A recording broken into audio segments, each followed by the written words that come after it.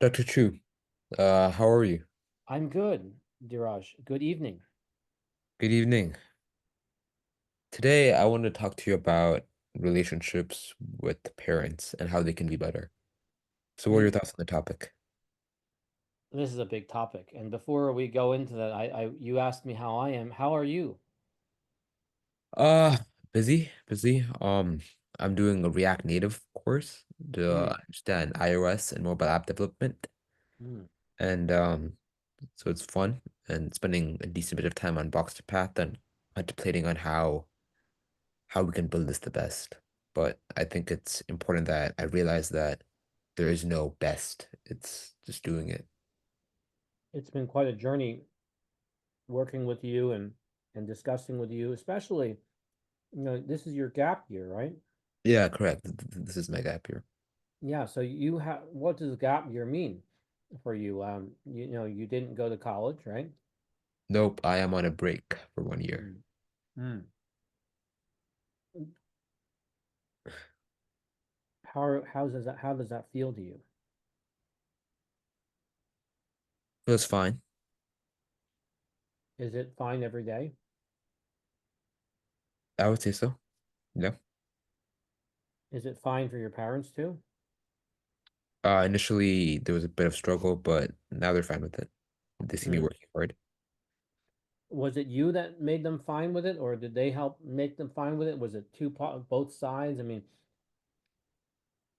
we're talking about communication with parents, right? I mean, taking a gap year is probably one of those topics that creates tension, right? Correct, a lot of tension. Hmm. For all those parents out there, I'm a parent of two kids. You know, there's a lot going on in this world, a lot. In one of our podcasts, we talked about building friendships, right? Do you remember that one? Yes, I do. It was about what are the good friends that we should have as people. Right. And then we also talked about bullying, right? And I brought up Winston Churchill and I brought up Oprah Winfrey. That was our last podcast, right? Yeah. Yeah, so friendships, bullying, how many hours, who is a good friend? It's hard to how many of your kindergarten friends, kindergarten, would you say, but you did go to kindergarten or did you not go to kindergarten? I did go to kindergarten. You did. How many of those kindergarten friends um are in your life right now? Uh, not many. Not many. And that you It's talk a to them zero. regularly and somehow everything worked out and those are your best friends from kindergarten. From kindergarten became your best friend. Um, would you have that or no?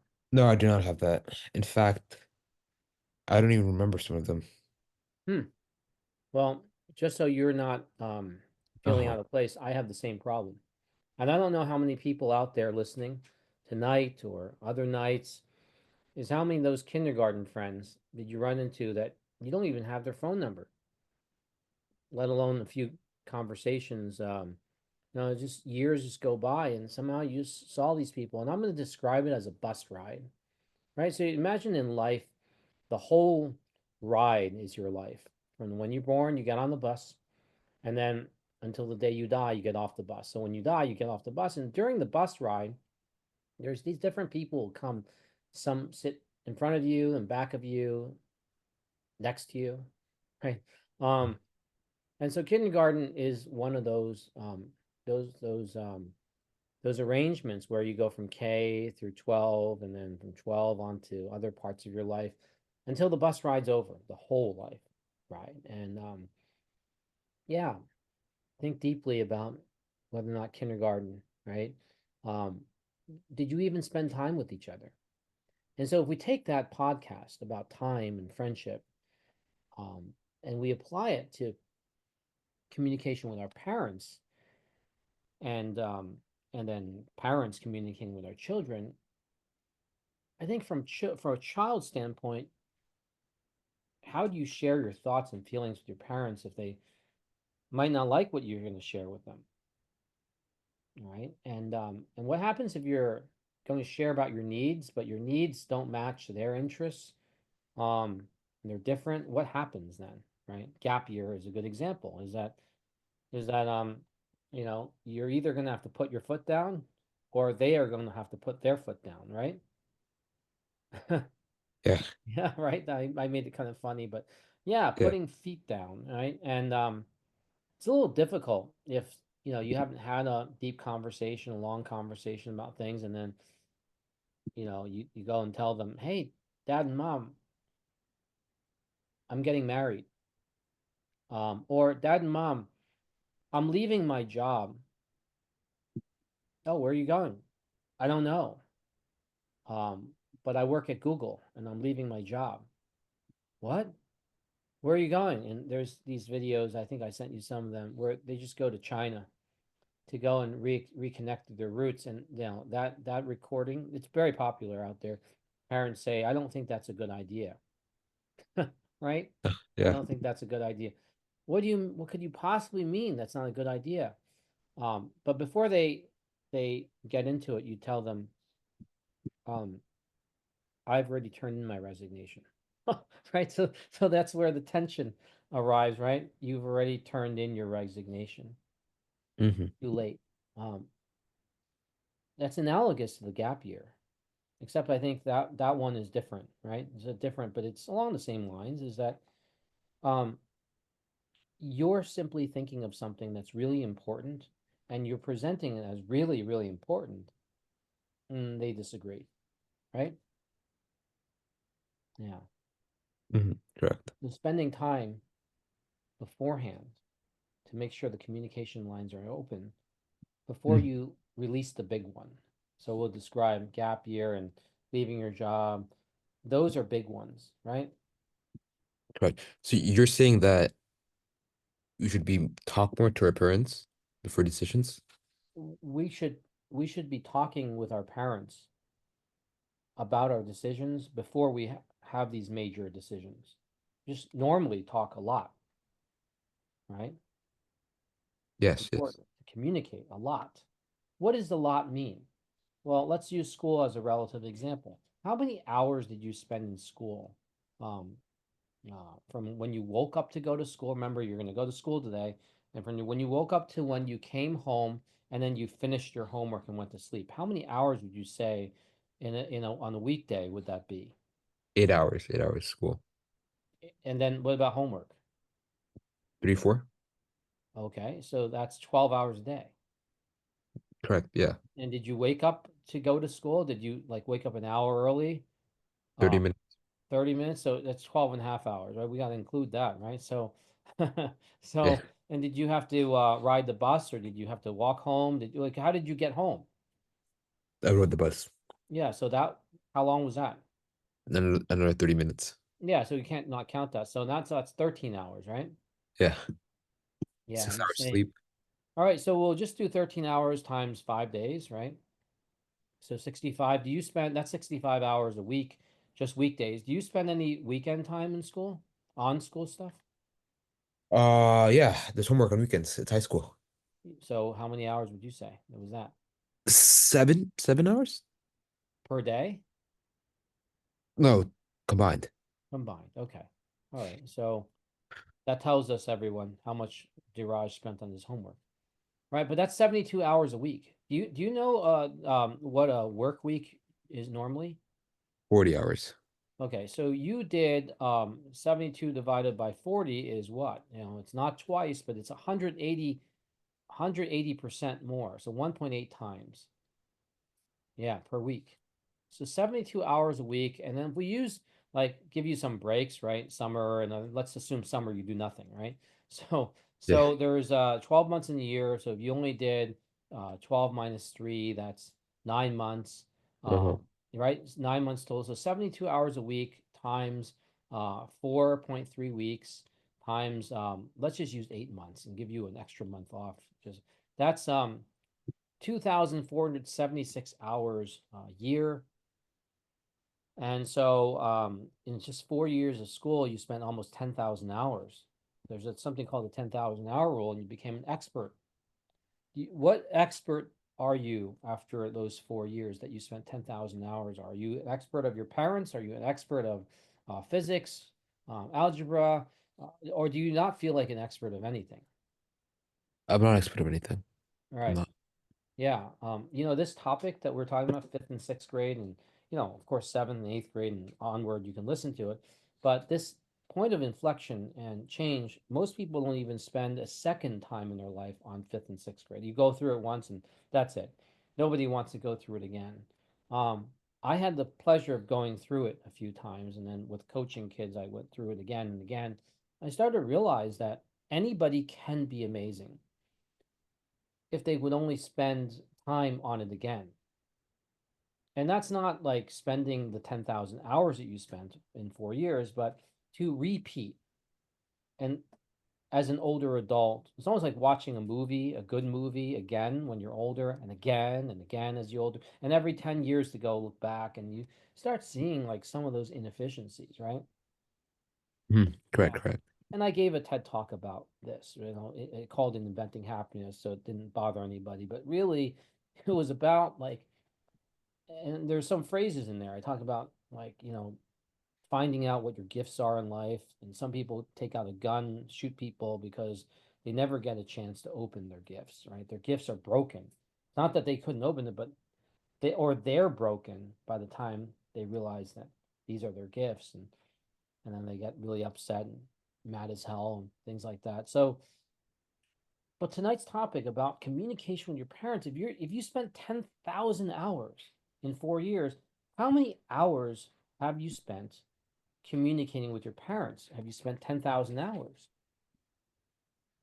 Because that's what's required to become an expert at something, right? So, how many hours would you say you spent with your parents? Let's estimate, right? That's how we do it. We do the math. So you have 12 months, unlike school where you have 3 months off. And I even calculate 4 months, right? So I only use 8 months in a year and get to 10,000. But if we just used like every day, how many hours, just think back at when you were in high school, how many Uh-huh. hours would you spend on a weekday per day with your parents? Not much.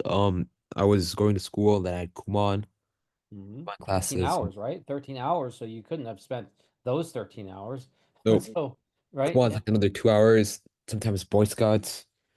Boy Scouts was all weekend long Uh-huh. camping trips. But how many hours, let's just in a day, how many hours would you say you spent with your parents? Two, three.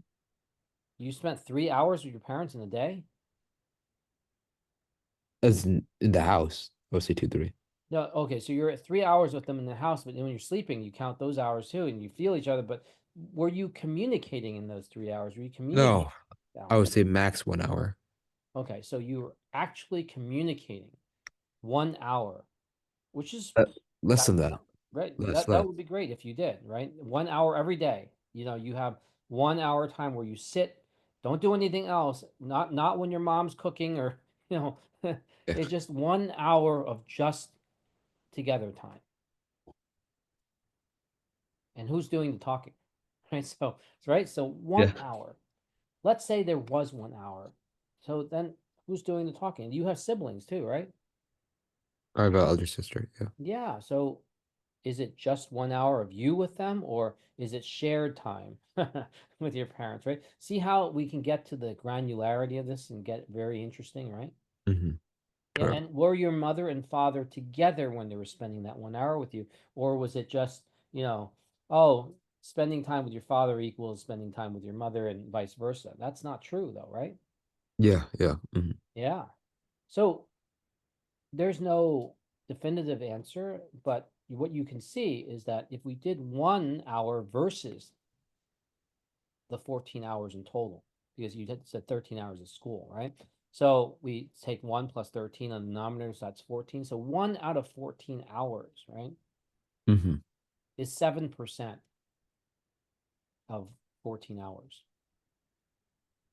Yeah, per day of total time. And then what it is, how can you expect to communicate, right? Is the 1 hour about you, or is the 1 hour about them, right? So we talked I mean, it about, could be about anything. I mean, mhm, most of the time it's not about us or me was or there an them. arbitrator in there? Like who was governing the conversation time?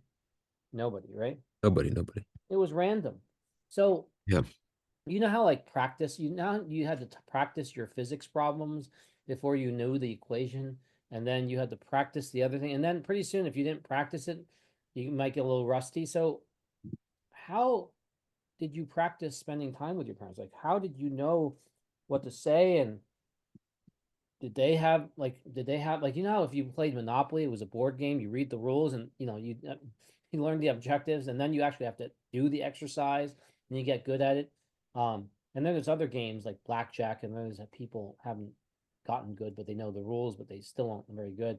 um they hit on you know, I don't know, 17 or something, or they don't hit on 12. There's all these rules, so you know the rules of how to play your parents, and your parents know the rules of how to play you, right? The relationship. And that's where one is, do you listen actively? Are the parents paying attention to what the child is saying without interrupting, without judging, and then validating their feelings even if they don't fully agree? That's really important for both sides mutually.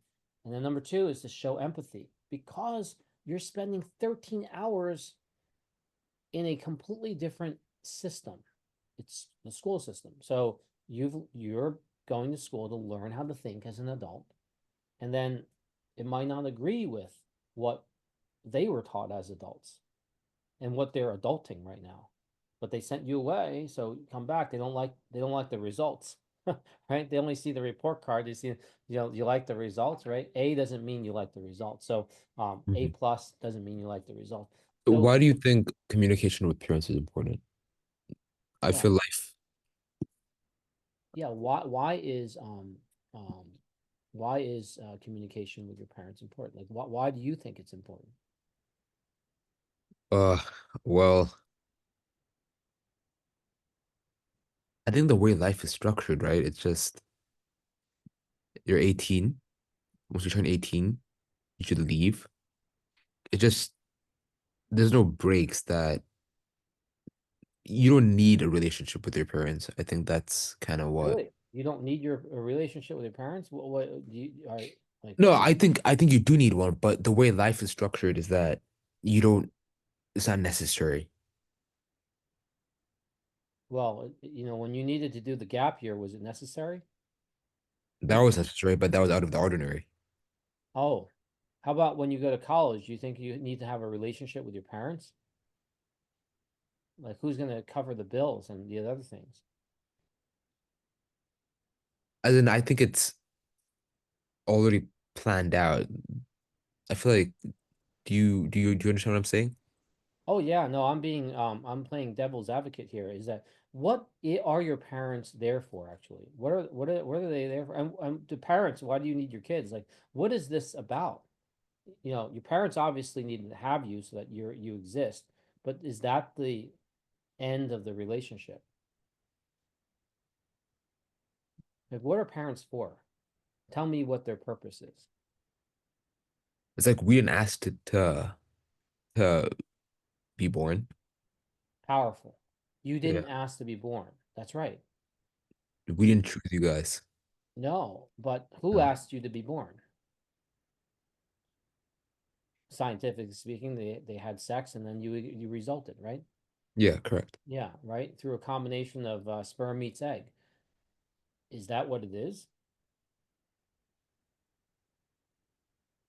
That's how the communication can break down real quick, right? Yeah, You know, yeah, correct. you know, I didn't ask to be born. Well, yeah, that's taking a one-sided perspective. I'm going to share with you the movie that I brought my kids to see this weekend, and it's a Chinese film, and What is it called? it's titled The Last Dance, The Last Dance.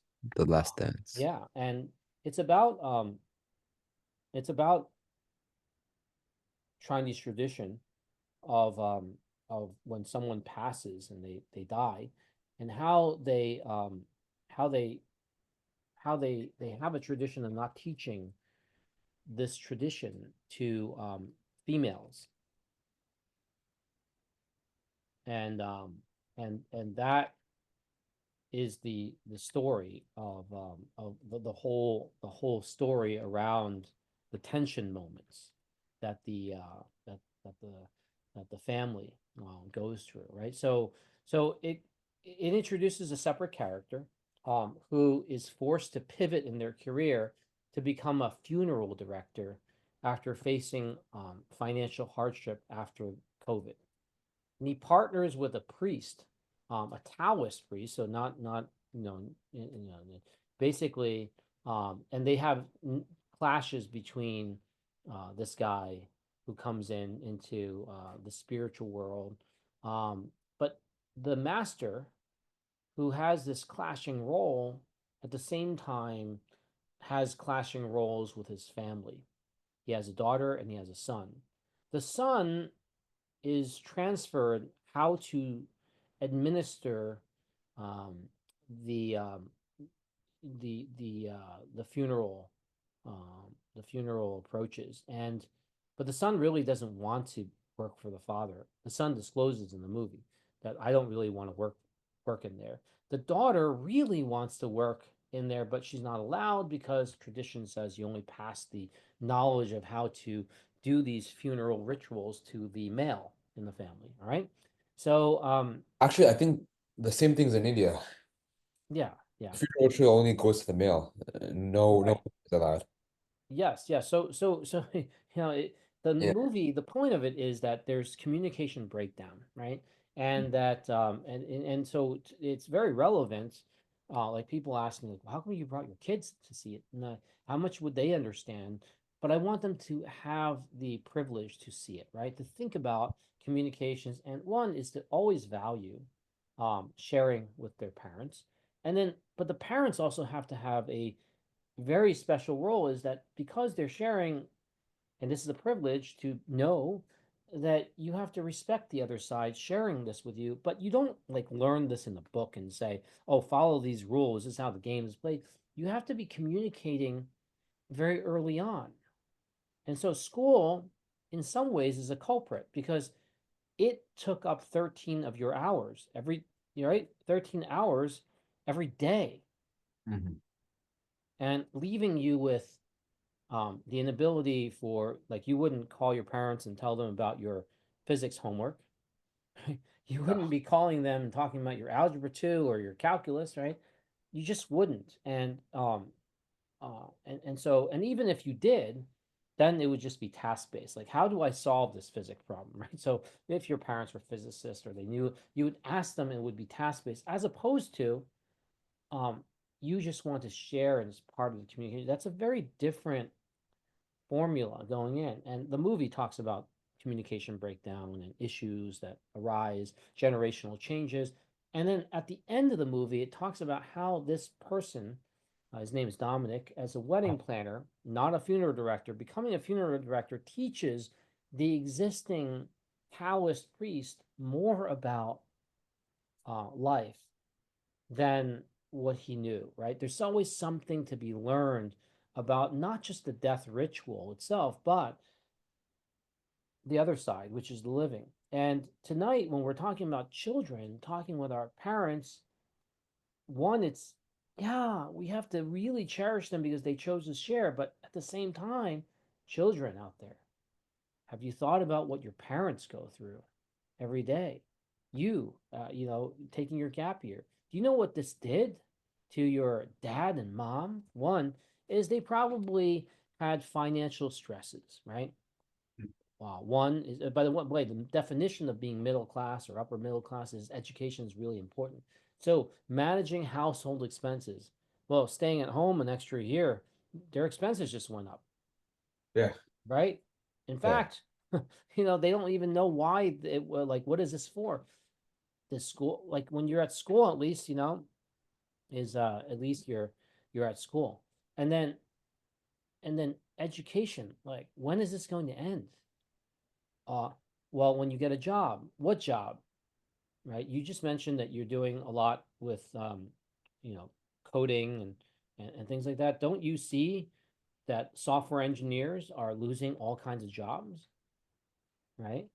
I Mhm. mean, Correct. thankfully you see that. I mean, did you make it apparent to to your parents that how many how much you're doing in the coding actually doesn't have a future? Don't do that, by the way, right? Yeah. Because then you'll freak them out even more. See, understand that your parents um have not enjoyed anything like what you are enjoying, which you don't find very enjoyable, right? So it's just like the son in that movie. It says, "I didn't want to be a Taoist priest. In fact, I was being laughed at by all my peers." He says that to his sister and other things, and she said, "How ungrateful." Yeah, and then he says, "I have to be selfish. I just didn't like it." And each how do you get to that point is you didn't communicate this often enough to work out the things and the kinks, and then now you have a big issue, something happens in life, and now you have to come together and have a discussion, but you don't even know how to. It's like, don't find out how to work together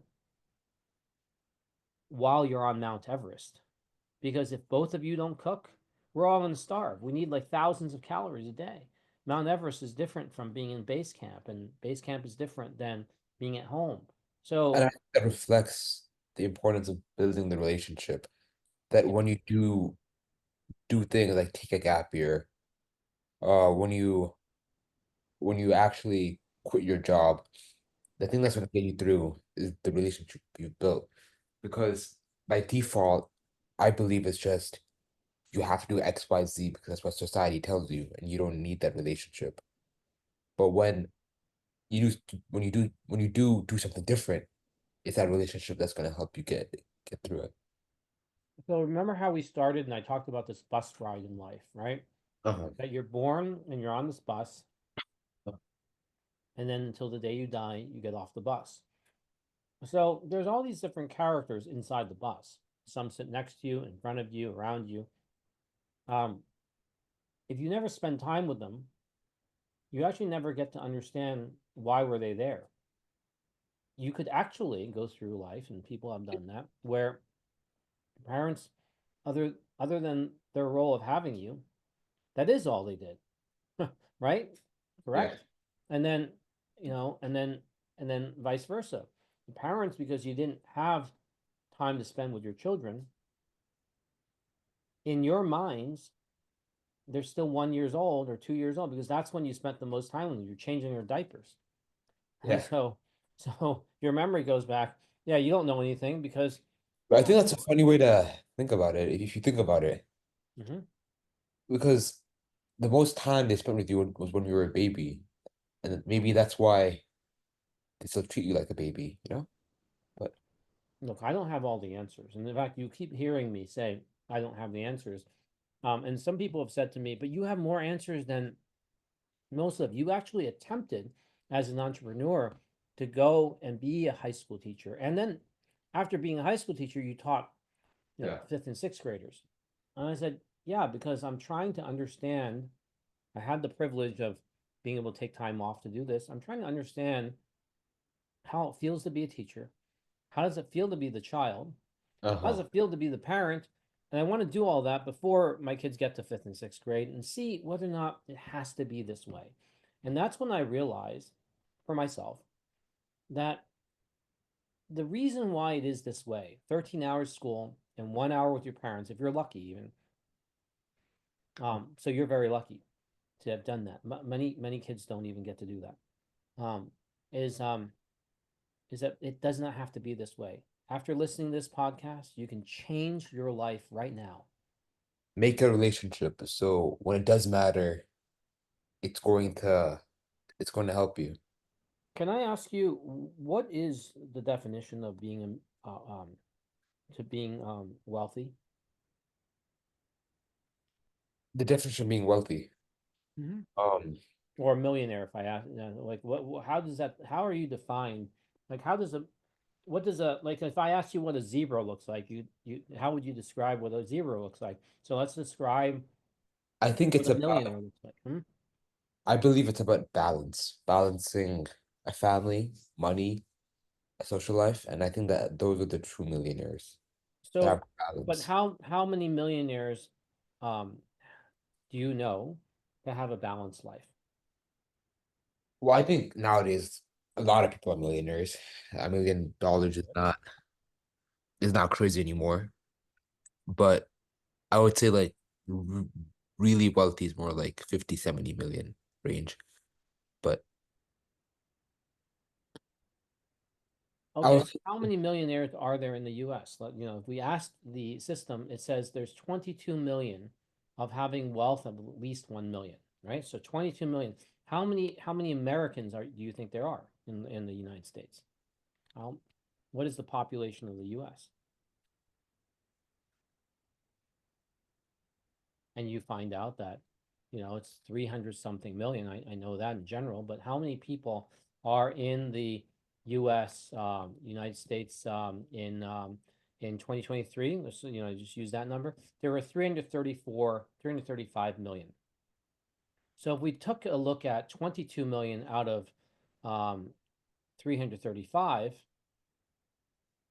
then you end up getting a statistic of 6.5% are millionaires. Okay. So that is, we have a solid number. So would you say that the 6.5% have um have a balanced life?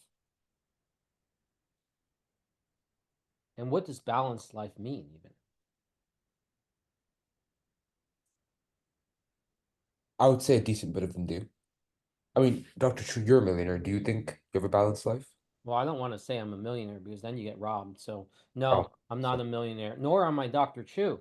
Because when I'm talking with a contractor or someone, if I say I'm a millionaire, all of my costs go up. If I say I'm a doctor, my bills go up. So no, I'm not a doctor and I'm not a millionaire. So see, we even got people who are, it's tough. When you get to a certain point, you don't really want the titles, right? Okay, so is that a true sign of a millionaire? I don't know. Someone who doesn't admit it. Uh, First of all, balance, if achieved without harmony, is a problem, right? Things that are not harmonious, but they're in balance, can be a result. Would you agree? correct, Yeah, correct. you can have balance, but it's not harmonious. Like it's forced, right? You Yeah. put it in, right? I want to not be looping in life. I want to, actually achieve something that has some meaning.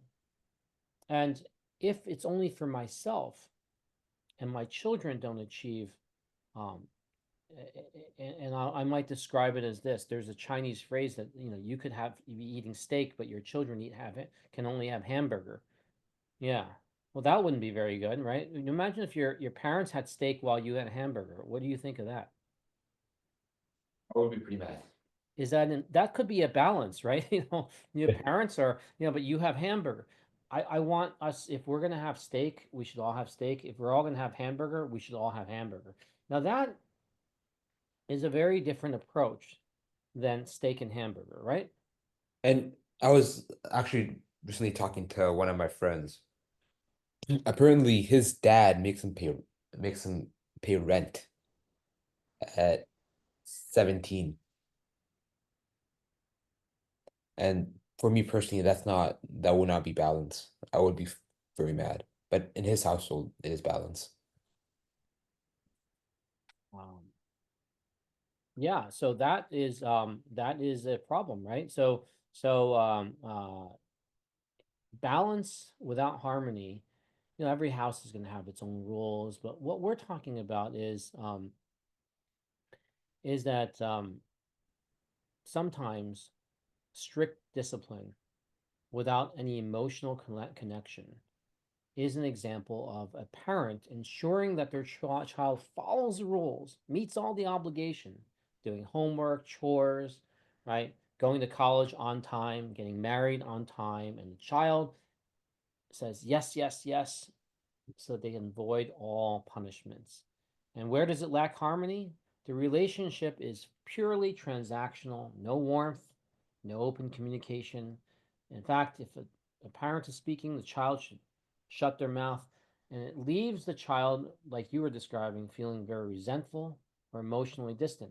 How many times do you need to do that before there is no communication, right? And then when there is a communication, it's only out of the horror show has arrived, right? Okay. And now we have to communicate. Someone's died, or something happened, and now there's an issue, right? Yeah. Financial support, buying things without emotional availability. So the parent just buying and paying for your education, your hobbies, your other necessities until you're 18 or at a certain age, and then the parent says, "I am done paying for you." Even if you are, you shouldn't say those words, right? Exactly. Because, Uh-huh. right? Yeah, I mean, I'd rather never be done. People say, "Why would you say that?" Well, it means that I can continue to be useful, I guess, right? But it's neither of that. It's not about being useful. It's just certain words when we say them. The words itself prevents further communication from being possible because we said it without consideration of the other side. So children out there, please consider how stressed your parents are. And parents out there, please understand that your kids don't know anything about your stress because you may not be communicating that with them. And there's also a thinking of we shouldn't let our kids know. Well, then of course, how are they supposed to understand, right? Anything, Exactly. right? Somehow you grew up and now you're supposed to, and then before they were taking care of you and change your diapers. How did all this work all of a sudden, right? Um, yeah, affection is a is something that needs to be practiced, right? Because yeah, sometimes you can lose that affection in living together and losing that out of touch. So I even mentioned one time, because you're writing code and other things, is to create a board game, right, on the topics that we're doing in our podcast, so that when you land on that topic, you have to like talk about those topics, right? Mhm. Yeah. I mean, what if you got into Harvard and then your parents didn't save any money for you to go? Hmm. Yeah. That would be a pretty mad situation.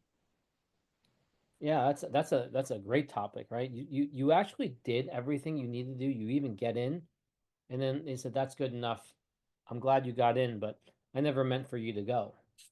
Yeah. Wow, that's a tough one, right? You can make movies after stuff like this, right? Um, yeah. Um, so being a parent that meets your child's basic needs for food and clothing and shelter, right? Having a roof, but then there's little connection on the personal level, engaging in any of their activities. There's no joy or mutual understanding. That's an example of basically balance without harmony, right? Don't be that. You have to develop the harmony.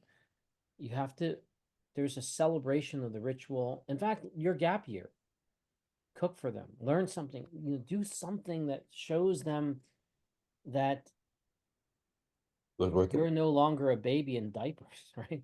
No. Well, I Yeah. run. I started. I hit 10 miles straight. I was able to run 10 miles. Hmm. But I Excellent. was never physical and never fit, and I was able to run 10 miles 2 days ago. So, Yeah. You know, gap year hmm is helps you to, when you do it early on in your life, yeah. and not, you don't do your gap year equals retirement when you're forced to retire, right? When you can put some gaps in your life, hmm that gapping, Yeah. let's use breathing, for example. When you breathe, take a breath of fresh air, and then like gap before you breathe out for 10 seconds, 20 seconds, you allow the oxygen to go deeper into the air exchange to happen. It takes time to have the exchange. For example, you take the air in your nose or your mouth, hopefully the nose, so you filter the air. And then as it goes down to your lungs through your esophagus and your larynx and all, and it goes into your lungs, and it hits the bronchioles, it has to then eventually go to the alveoli. which are those tiny sacs, and you have to give time for it to exchange. Otherwise, it's like a sponge, and you immediately breathe out. You didn't let any exchange, so you're actually like breathing out your oxygen that you were supposed to be breathing in. Hmm. And so that's inefficient. It's almost like urinating without fully urinating. So then every time you urinate, you have some leftover from the last urination. Imagine that, right? Not good. No, it can't be good for the system. So, um, yeah, it's bad. Yep, yep. Think more deeply about putting in the gaps in your life for your health. Think more deeply about the gaps in life for something beyond going to um, for just uh, yeah, it's Yeah, I think this conversation was pretty insightful. And I think yeah. the main key takeaways were build a relationship with your parents now. Don't just because at such a young age, fifth and sixth grade, Well, that it's goes on. this leads into the next podcast, which is or a future podcast is how to build a relation. It's okay. So we know we need to do that, but how do Yeah, we do that, right? yeah. Don't turn it into your physics class. You know your relationship with physics, right? Or your relationship with chemistry, your Our relationship relationship with with other things.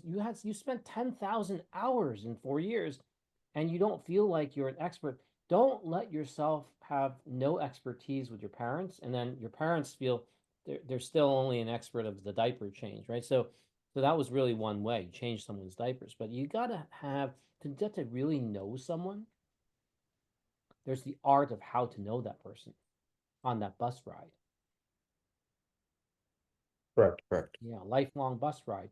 And you can't get to know someone by forcing 10,000 hours. First of all, there's no 10,000 hours. I challenge you, anybody else listening out there, to spend 10,000 hours with someone. Impossible. Impossible. That's terrible. you know, um, you know that when you spend 10,000 hours with someone, that gives you a very, very different outlook. Like I've spent easily 12 hours with my wife every day. We've been together 18 years. So Eight it's not years. just a few months or anything. There's nowhere I went to as an entrepreneur that I didn't take her along with me. Uh-huh. Right. So that allows you to spend time. And she knows things about me, and I know things about her of how we would react to things. I didn't want to wait until I became a free person to then incorporate her. I wanted to do it together and collectively from the beginning. So from 2006 to 2024, that's 18 years. And and I have been able to say, with her as my witness, that these 18 years, we have typically spent 24 hours with each other um, every single day of every year, Uh-huh. right? And Correct. then I'm just rounding, taking half of that, right? Because I'm not including the sleeping time, not including those things. And she has learned, and I have learned, and this time is that we still don't know each other fully because I'm not her and she's not me. But spending all those hours was crucial, crucial. And then learning to become aware. So don't just spend the time. We have to How go many through it fights do you have sometimes. with Mhm. your spouse, Dr. Chu? So Well, we'll, because you we'll spent talk that about much, that one time. Yeah, we'll talk about how do you spend time matters more than just spending time. But first you have to spend time, but then you have to learn how to spend time. nope, I asked to see if that there was a correlation between spending more time and a less number of arguments and fights that occur. I think that you definitely will not be fighting about some like ridiculous things because Uh-huh. by that time it's no longer like you like You know each other, so you say, "Oh, that you don't fight over that, right?" Yeah. No, and you may argue over it because you're not the same person, right? So you might argue about things, but you start becoming really, it's almost like when you look at a team and a sport, you become so in rhythm that you play the sport, like soccer or whatever it may be. You then know your positions, right? Right, right. And that's the hard part about children and parenting because they don't know their position. Like one thing is your dad and your mom, that's your family. But as you build your family, you become the dad, and someone else, that you choose is by you, and you run your family. And so, how do you make it all work, right? The answer is spending time. And then the second part of it is what did you say and do when you did spend time? Was it governed? Was it refereed? Did you have tasks that you did together that elevated each other, or did you forever just stay at arithmetic level and never went to algebra and then never went to calculus? So so how do you evolve the relationship, Ah, I right? see. Before your circumstances force you into an evolutionary stage. And if you didn't reach the stage, then you may run into a revolutionary stage. Is you may just like never talk again, and that kind of thing. Oh, I see. Yeah, Oh, it's a it's probably one of the most understudied areas, um, but in great need because it's you know people are just you know how busy your parents are. If we took the other side to look at it, we calculated their hours, right? How many hours does your dad spend at work and your mom spend at work? All right. And yeah. then you also ask, how many hours do they spend with each other? X sleeping, talking with each other, right? If they're both working, right? And then some people just say, "Oh, I can't stand to work with that other person," or my my wife, I can't stand to work with her, or the wife says, "I can't stand to work with my husband." And then so in that separation, you actually only have those few hours with each other, and then going through the extra. Wharton actually taught that as one of the classes of how to spend time with each other because they wanted to show not only family but also relationship in the company. If someone isn't doing their job, but you are superior to them, but you saw it on the camera, right? You spied on them. Do you go and tell them the evidence is evidence based? Can you use the evidence of I spied on you on the camera and I see that you weren't working? What would happen if you told them that? That would be the end, right? The beginning of the Correct. end if you did that, right? So, Yeah. so yeah, so that is why Wharton had something else to offer and sell because they did the undergrad, they did the masters, they did the MBA, they even do the PhD, but they never like imagine Wharton teaching you how to do kindergarten as a CEO, as a C-suite executive, that these people, while they have a lesser salary than you, they are people too, and you need to respect them. Uh-huh. If you show that you spied on them, and that's how you know, then although we want evidence-based medicine, we want evidence, there's some evidence-based things that don't work. Evidence-based does not work in religion. Evidence-based does not work in governing employees either. Because yeah, you have to people are not numbers. There's a soul, and something with kids, that relationship, there's something special about how to work with people, and the humanity side of it is absolutely critical. That's being under nourished and under addressed within families and within schools. And schools aren't talking about families. The only time your parents talk about school is when they're being brought into the parent teacher night. Hmm. Yeah, but problems will always be on the rise historically. If you're alive and you're a human, life is filled with problems. Every single day is a problem. Yeah, but from a larger perspective, you're thinking way too much about it, right? You need to first have the communication lines going, and then you don't have to think so much because we can openly talk. How Correct. to learn to be able to openly talk? That's one of the hardest things to do. Some families are very successful because they figured out something at a certain period of time, so they became very wealthy, and then someone says something while they have a family business and offends someone, or a kingdom says someone, then they go to war, right? It's happened throughout history where when the communication lines break down, sometimes it's not even fixable for generations. So don't ever let the communication lines break down, because that is, we wouldn't be where we are if we communicated regularly and often way, regularly, but also in a respectful way. Uh-huh. I Yeah, see. not easy to do. Different topic, but communication. If the lines are open, that's the that's the tip of the iceberg. Uh-huh. Wow, wow, wow. Yeah, but that's not, well, that's not what a lot of people do, because they don't even have the time to communicate with each other. The husband doesn't have time to communicate with the wife. How are you going to now put time in? Because every hour that the kid communicates with the parent, like you said, you have an hour a day. You just taking an hour away from your parents communicating with each other, right?